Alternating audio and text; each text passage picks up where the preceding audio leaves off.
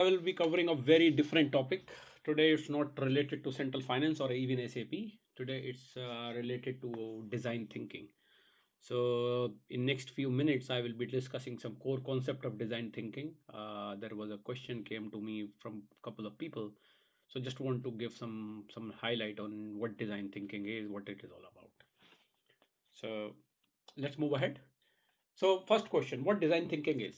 So if I ask you, uh, tell me of what should I say? If I said design an alarm clock, what you will do? You can design millions of alarm clock in terms of designs, right? Round, square, or anything, yeah, with modern features. But if I say design a better way to wake up in the morning, that's user focused. That's not solution focused. The first one where I said design an alarm clock, I already have a solution. I just ask you to build.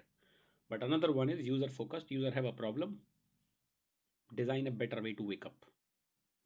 That's that's basically a part of design thinking, and we do it by learn by doing. Yeah. So design thinking is human centered way to solve problems. Uh, it's a way to break down barriers between the teams. It's a way to get people thinking creatively and an advanced way to facilitate workshop. So here basically the idea is clearly to think. It should not be a perceived solution where you say solution is available, okay, just go and build. Then there is no sense of having a design thinking concept. Where you are working on to get a solution to a problem in an innovative way. So that's design thinking.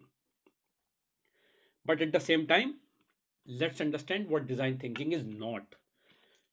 Design thinking is not the solution to all the problems.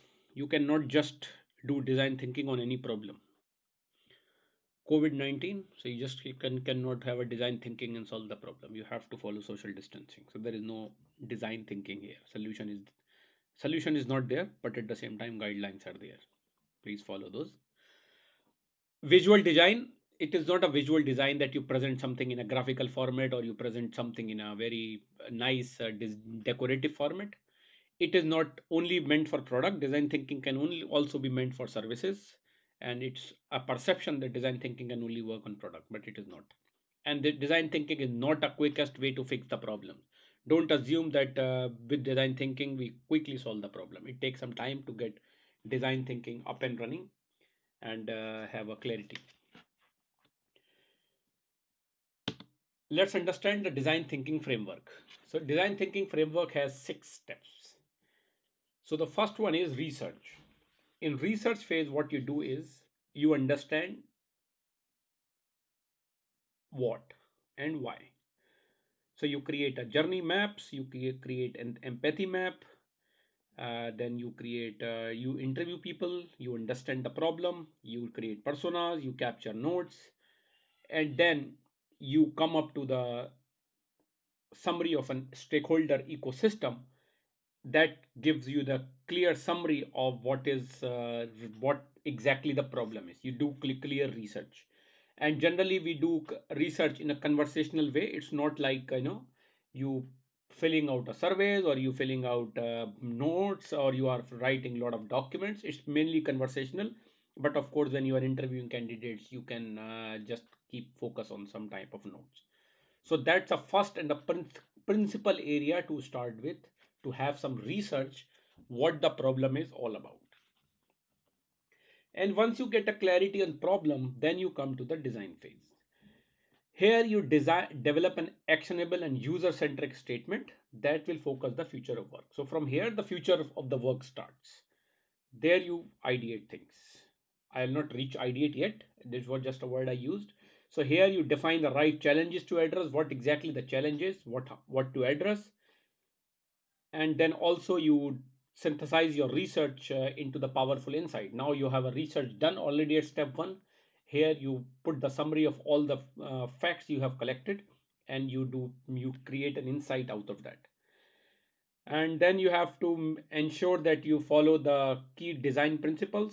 Also you focus on how might we, uh, for example, you reframe the insight. For example, how might we, what should we do, for whom, and what if we are changing something.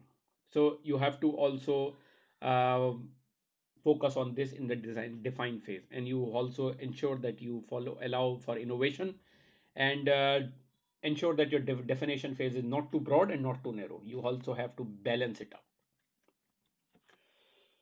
Here, basically, in summary, you fall in love with your problem. Then the next phase comes ideate. In ideate phase, what you generally do is it's a way to explore possibilities before you narrow into the solution. So you are now, your research is done, you have a definition. Now you ideate and you explore the possibilities, and you combine what you know about the problem and the user with your imagination. Now your imagination comes. You ideate means you put your ideas on the table. You have to stay focused here, and also ensure that you build on ideas of others. So it's not just your idea, your teamwork. You take your idea, your other team members' idea, and you build upon each other together. Ensure that you are visual here, because notes will not work. You also have to be very visual and showing what your idea is, just in terms of rough drawings or etc. After your ideate is done, now you do the prototype. Here you do thinking with your hands as a way to build empathic solution.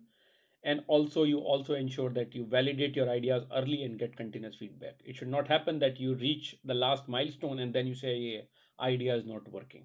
So you have to do early validation. And prototype is a simulation of the use test of concepts. So what you are thinking, you should do a prototype out of that.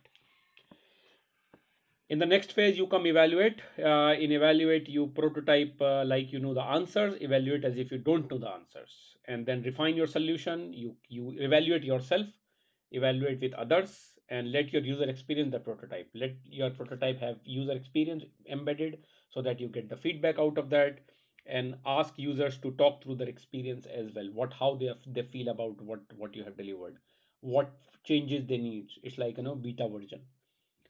And show them, don't tell that, yeah, we have built something like this, what do you think it should look like, or any feedback. No, show them and then get the feedback.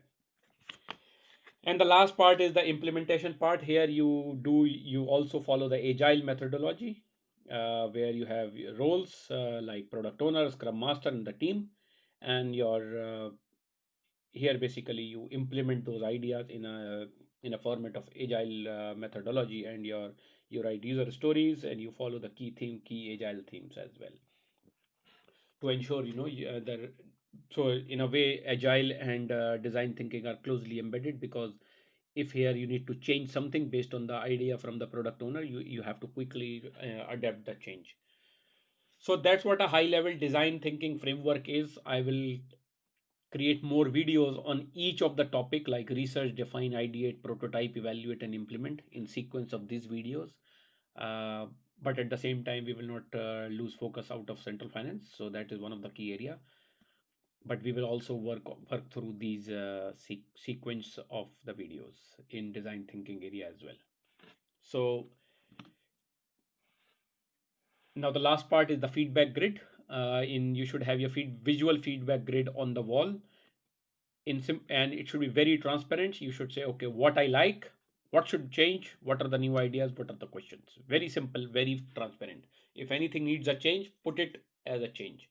If anything you like, you put it as a like. And if your or your team member has any new idea, ensure you embed it, because you build upon the core concept of design thinking is built upon the ideas. Any questions, you put it up, so that by the end of your sprint, or by the end of your particular phase, you answer all those questions. And you collect more questions when you get the feedback from the users. Of course, I will detail out more each area more and more as we move towards into um, the process of creating more videos on this particular topic, design thinking. I personally like this idea too much. Personally, I have used in one of the projects, so I really like it. So again, just a summary. This video is not linked to Central Finance, but there is a whole digital learning portal available on YouTube. Feel free to log in. Feel free to check the videos. Put your likes, put your comments, put your questions. I'm receiving a lot of questions, and also you will see on YouTube I'm answering a lot of questions to the people. So stay focused and stay tuned, and I will come back with more videos. Anything you feel is missing or I should add, I will feel free to let me know, and I will add more videos. For now, thank you so much. Stay tuned and keep liking, subscribing, and sharing my channel. Thank you.